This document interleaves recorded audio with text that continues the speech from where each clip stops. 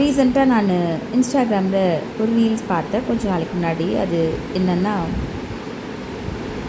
ஆண் பாலோ பெண் பால் 2 பேத்தில் யார் வேணாலும் இருக்கட்டும், ஒருத்தரை அளவுக்கு அதிகமாக விரும்பிட்டு அவங்களுக்கு நிறைய நம்பிக்கைகளை கொடுத்துட்டு அவங்களுக்கு துரோகம் பண்ணிவிட்டு அடுத்த ஆள்கிட்ட போகிறவங்க, இவங்கள நம்ம என்ன பண்ணுறது சொல்லுங்கள் அப்படின்னு சொல்லிட்டு போட்டிருந்தாங்க.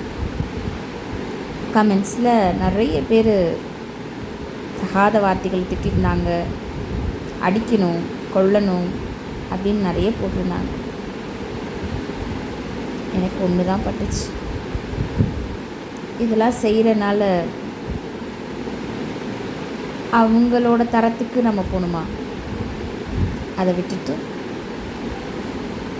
நீ செய்கிற ஒரு விஷயம் உனக்கு திருப்பி வரும், கண்டிப்பாக வரும்.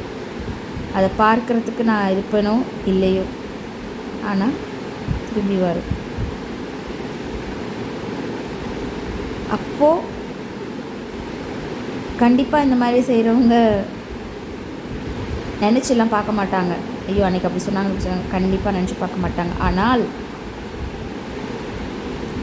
ஒரு செகண்ட், ஒரே ஒரு செகண்டாவது நம்ம யாருக்கு துரோகம் பண்ணமோ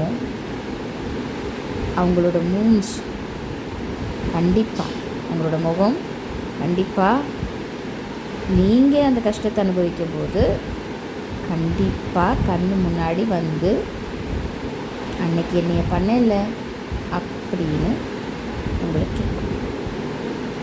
அது போதும் அவங்களுக்கு, அவங்கள கொல்றதுக்கு சமம் அது.